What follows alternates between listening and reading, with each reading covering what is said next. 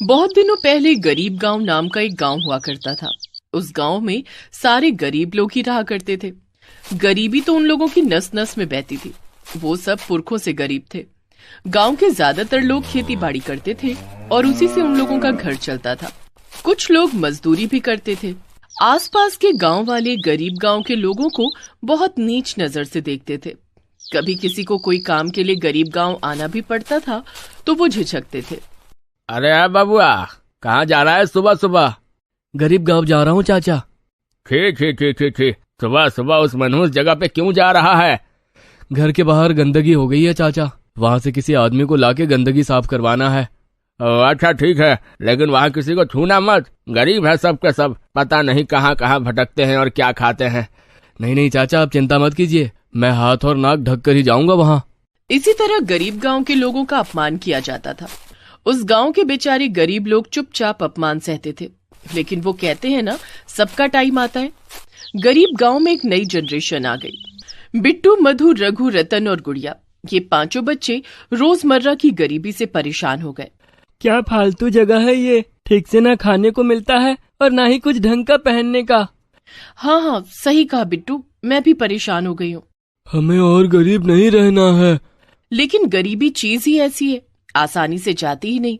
बिट्टू ने अपने पिता से कहा, बाबा, हम गरीब क्यों हैं? हम अमीर नहीं हो सकते क्या? बेटा, अमीर होने के लिए पढ़ाई लिखाई करनी पड़ती है। हम जैसे गरीब लोगों के पास पढ़ाई लिखाई करने का वक्त कहाँ है? वक्त निकालना पड़ेगा बाबा, मुझे और गरीब नहीं रहना है। मैं पूरे गांव के लोगों को गरीबी से मुक्ति दिलाना चाहता हूँ। ये सुनकर उसके पिता हंसने लगे और धीरे धीरे उन पांचों बच्चों पर पूरा गांव हंसने लगा। 2 वक्त खाना मिल जाए यही बहुत है, पढ़ाई वढ़ाई करके क्या होगा, फालतू की चीज है ये। लेकिन बिट्टू और बाकी 4 बच्चों ने किसी की बातों पर ध्यान नहीं दिया। वो सब पास के गांव में स्कूल में भर्ती होने के लिए चले गए। सर, हम पांचों को स्कूल में भर्ती होना है, पढ़ाई करनी है। बहुत अच्छी बात है, लाओ 10,000। 10,000? इतना पैसा तो नहीं है हमारे पास। एक जन का 10,000, तुम पांचों हो, इसका मतलब 50,000 रुपए जमा कर दो और कल से स्कूल आ जाओ। 50,000 रुपए? इतना सारा पैसा तो हमारे पूरे गांव में किसी ने एक साथ नहीं देखा होगा। अच्छा, तुम लोग किस गांव से आ रहे हो? गरीब गांव से सर। क्या कहा? गरीब गांव से? छी छी छी छी छी, पूरा मूड खराब कर दिया, भाग यहाँ से। टीचर ने उन लोगों को भगा दिया। लेकिन उसी स्कूल में एक टीचर पढ़ाती थी, उनका नाम अर्चना था। अर्चना मिस ये सब देखकर नाराज हो गई। सर, आपने उन लोगों को भगा क्यों दिया? आपको नहीं पता मैडम, वो बच्चे गरीब गांव से हैं, वहाँ के लोग गंदे होते हैं। तो क्या हुआ? गरीब है तो क्या पढ़ाई करने का हक नहीं है? आप यहाँ नहीं हो ना, इसलिए आपको पता नहीं है। हम इन लोगों के मुंह नहीं लगते हैं। लेकिन मैं वैसी नहीं हूँ, मैं गरीबों को पढ़ाना चाहती हूँ। मैं ये नौकरी छोड़ रही हूँ। अर्चना मैडम ने नौकरी छोड़ दी और वो स्कूल के बाहर चली गई। स्कूल के बाहर जाते ही अर्चना मिस ने देखा कि 5 बच्चे उदास होकर बैठे हैं। लगता है हम पढ़ाई लिखाई नहीं कर पाएंगे, यहाँ स्कूल में हमें भर्ती नहीं लेंगे ये लोग, और हमारे गांव में तो स्कूल ही नहीं है। तभी अर्चना मिस ने कहा, कोई बात नहीं, हम सभी मिलकर तुम्हारे गांव में स्कूल बनाएंगे। सभी चौंक गए और पीछे मुड़कर देखा। अर्चना मिस वहीं पर खड़ी थी। आप हमें पढ़ाएंगे मिस? हाँ, क्यों नहीं, मैं पढ़ाने के लिए टीचर बनी थी, सिर्फ पैसे कमाने के लिए नहीं। वाह मिस, अगर सभी की सोच आपकी तरह होती तो ये दुनिया ही बदल जाती। कोई बात नहीं, हम सभी मिलकर बदलेंगे दुनिया। चलो, मुझे तुम्हारे गांव ले चलो। ये बोलकर अर्चना मिस ने बिट्टू का हाथ पकड़ लिया। बिट्टू को बहुत शर्म आई, उसे आदत नहीं थी। पहले दूसरे गांव का कोई भी इंसान उन लोगों के पास भी नहीं आता था और आज अर्चना मिस ने उसका हाथ पकड़ा। वो पांचों अर्चना मिस को लेकर गांव गए। गांव के सभी लोग ये देखकर हैरान हो गए। अर्चना मिस ने कहा, बिट्टू, यहाँ एक स्कूल बनाना है, कोई घर है जिसे हम स्कूल बना सके? हाँ है ना मिस, गांव के बीचों बीच एक पुराना मिट्टी का घर है, वो घर खाली पड़ा है। ठीक है, मुझे ले चलो वहाँ। बिट्टू और बाकी चारों अर्चना मिस को लेकर उस घर के सामने गए। छोटा सा घर था और बहुत दिनों से खाली पड़ा हुआ था। वो घर जगह जगह से टूट चुका था। मेरे लिए ये काफी है, मैं तुम लोगों को यहीं पढ़ाऊंगी और इसी घर में रहूंगी।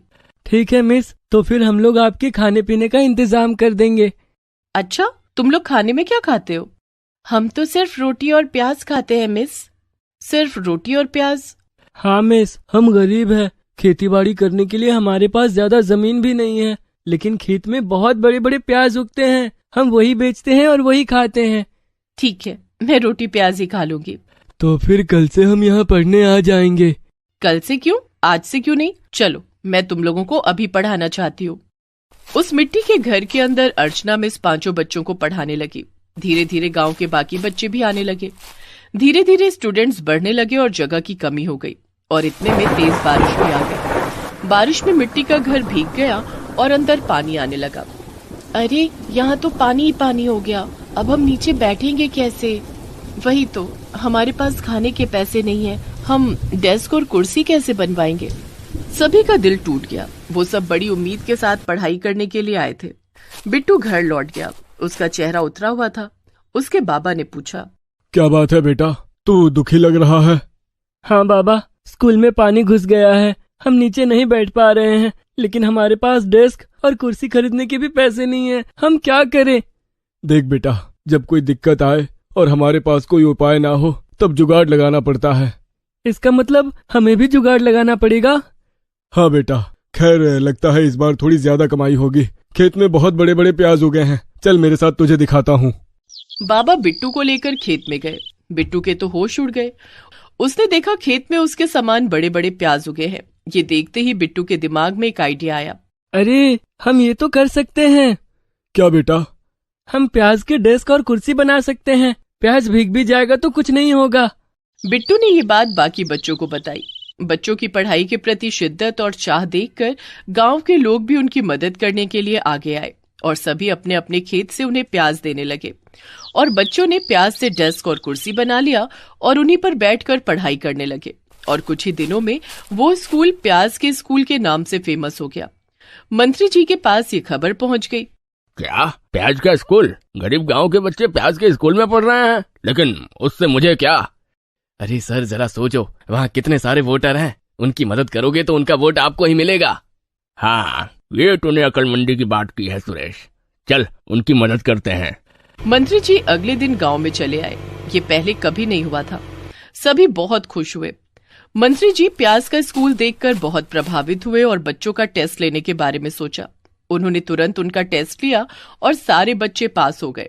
वाह बच्चों, मैं बहुत खुश हूँ तुम लोगों से, बहुत बढ़िया। आज तक गरीब गांव के लोगों को सभी छोटी नजर से देखते थे, लेकिन आज ऐसा नहीं होगा। मैं फंड दूंगा इस स्कूल को, बच्चे पढ़ेंगे तभी इन्हें नौकरी मिलेगी और ये सब गरीबी से मुक्त होंगे। हाँ, मंत्री जी के आशीर्वाद से प्याज स्कूल कुछ ही दिनों में बहुत बड़ा स्कूल में बदल गया और वहाँ अच्छे टीचर आने लगे।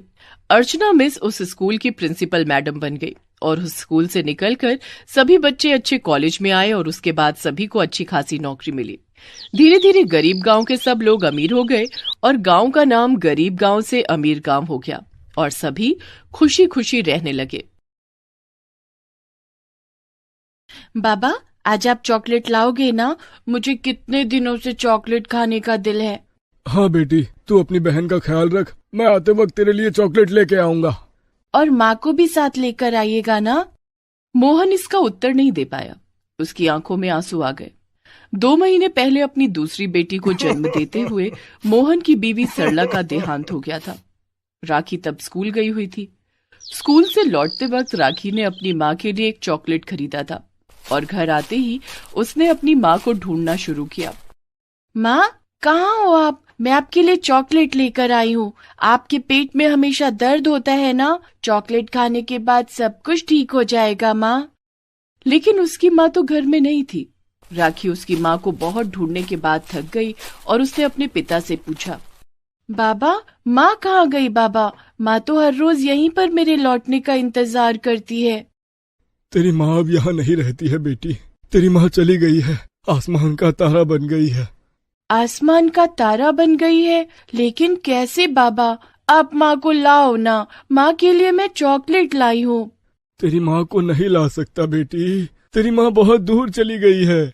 ये सुनकर राखी सिसक सिसक कर रोने लगी। नहीं बाबा, मुझे कुछ नहीं आता, मुझे मेरी माँ के पास ले चलो, नहीं तो माँ को यहाँ लाओ, मुझे कुछ नहीं पता। राखी रोते हुए तड़प रही थी। मोहन से ये देखा नहीं गया। उसने कहा, ठीक है बेटी, रो मत, मैं तेरी माँ को लेकर आऊंगा, लेकिन ये देख, तेरी माँ तेरे लिए क्या छोड़ कर गई है? यह है तेरी बहन। मेरी बहन? नाम क्या है इसका? इसका नाम गुड्डी है बेटी। गुड्डी मेरी बहन, आजा मेरे पास आ बहन, मैं तेरा अच्छे से ख्याल रखूंगी। राखी गुड्डी को लेकर मगन हो गई, लेकिन हर रोज जब मोहन काम पर निकलता तब राखी कहती थी, बाबा मेरे लिए चॉकलेट लाएंगे ना, और माँ को भी आज ले आइएगा ना। मोहन हर रोज राखी की माँ को वापस लाने का वादा करके जाता था और लौटकर राखी से कहता था, अब तुम्हारी माँ आज नहीं आई बेटी, वो काम में व्यस्त है, वो कल जरूर आएगी। ऐसे ही चल रहा था। पत्नी के मरने के बाद मोहन भी उदास उदास रहता था, जिसकी वजह से काम भी ठीक से नहीं कर पाता था और उसे पैसे कम मिलते थे। वो राखी के लिए चॉकलेट भी नहीं खरीद पाता था। राखी हर रोज स्कूल ड्रेस पहनकर स्कूल जाती थी, लेकिन उसके स्कूल के कपड़े फट चुके थे। बाबा मेरा स्कूल ड्रेस फट गया है, मुझे नया ड्रेस खरीद के दो ना। अभी पैसे नहीं है बेटी, कुछ और दिन चला ले, उसके बाद मैं तुझे पक्का नया स्कूल ड्रेस ला के दूंगा। राखी अपनी नवजात बहन गुड्डी को लेकर ही स्कूल जाती थी, क्योंकि घर में गुड्डी का ख्याल रखने वाला कोई नहीं था। इसीलिए स्कूल के बच्चे राखी को चिढ़ाने लगे। राखी फटे हुए कपड़े पहनकर क्यों आई है, वो भी अपनी बहन को लेके? ये कोई प्लेग्राउंड है क्या? हम यहाँ पढ़ने आते हैं। मैं भी यहाँ पढ़ने ही आई हूँ, लेकिन मेरे घर में इसका ख्याल रखने वाला कोई नहीं है। मेरी माँ बहुत दूर चली गई है। क्या तेरी माँ तुझे छोड़कर चली गई? वो भी बहुत दूर। सभी सुनो, राखी की माँ राखी को छोड़कर चली गई है। राखी कितनी बुरी लड़की है, उसकी माँ भी उसे छोड़कर चली गई। आज से हम राखी से बात नहीं करेंगे। ये सब सुनकर राखी को दुख पहुंचने लगा, लेकिन वो क्या ही कर सकती थी। स्कूल से लौटकर वो रोने लगी। माँ आप क्यों चली गई मुझे छोड़कर? सभी मेरा मजाक उड़ाते हैं। लौट आओ ना माँ, मेरे पास लौट आओ ना। मैं कभी भी शरारत नहीं करूंगी, मैं चॉकलेट खाना भी छोड़ दूंगी। आप ही कहती थी ना कि चॉकलेट खाने से दांत पे कीड़े लग जाते हैं। मैं प्रॉमिस करती हूँ माँ, मैं कभी भी चॉकलेट नहीं खाऊंगी। अब बस आप वापस आ जाओ। मोहन कैसे राखी को समझाता कि उसकी माँ कभी भी उसके पास नहीं आएगी, लेकिन वो कहते हैं ना, मन में विश्वास हो तो कुछ भी हो सकता है। सच्चे प्यार के लिए तो मुर्दे भी जिंदा हो जाते हैं। एक दिन स्कूल में प्रिंसिपल ने राखी को बुलाया। राखी अपनी बहन को गोद में लेकर प्रिंसिपल के पास गई। आप मुझे बुला रहे थे सर? हाँ, तुमने 3 महीने का फीस नहीं भरा है, कब भरोगे? बाबा ने कहा है और कुछ दिन का वक्त चाहिए। मैं और ज्यादा वक्त नहीं दे सकता। ऊपर से तुम अपनी बहन को भी साथ लेकर आती हो। सारे बच्चे तुमसे परेशान हैं। अगर ऐसे ही चलता रहा तो मैं तुम्हें स्कूल से निकाल दूंगा। नहीं सर, मुझे स्कूल से मत निकालिए, मैं आपके पैर पड़ती हूँ। ठीक है, 2 हफ्ते के अंदर फीस भर दो, नहीं तो हम तुम्हें स्कूल से निकाल देंगे। राखी चिंता में पड़ गई। उसी दिन क्लास में टीचर ने कहा, सुनो बच्चों, अगले हफ्ते तुम लोगों का वर्क एजुकेशन का एक कंपटीशन है। तुम लोगों को घर से कुछ बना के लाना है। जो सबसे अच्छा चीज बनाएगा उसे 30,000 रुपए का इनाम मिलेगा। तुम में से कोई भी इस कंपटीशन में भाग ले सकता है। 30,000 रुपए? ये तो पूरे साल की स्कूल फीस से भी ज्यादा है। राखी ने हिसाब लगा लिया और उसने कंपटीशन में अपना नाम लिखवा दिया। बच्चे उस पर हंसने लगे। तू क्या बना के लाएगी राखी? तेरी तो स्कूल ड्रेस भी फटी हुई है। राखी को गुस्सा आया और उसने कह दिया, देखना, मैं तो चॉकलेट का गाउन बनाकर लाऊंगी और उसी गाउन को पहन कर भी आऊंगी। ये सुनकर बच्चे और भी हंसने लगे। राखी गुस्सा होकर घर चली आई। शाम को मोहन भी घर आया। राखी ने मोहन से कहा, बाबा मुझे ना चॉकलेट का गाउन बनाना है, मुझे 10 किलो चॉकलेट चाहिए। बेटी, अभी चॉकलेट तो दूर की बात है, हम आटा भी नहीं खरीद सकते। क्यों बाबा, क्या हुआ? मुझे आज मालिक ने नौकरी से निकाल दिया है बेटी। क्या? लेकिन क्यों? मोहन उदास उदास सा रहता था और किसी भी फैक्ट्री में उदास नौकर की कोई जगह नहीं है, इसीलिए मालिक ने मोहन को निकाल दिया था।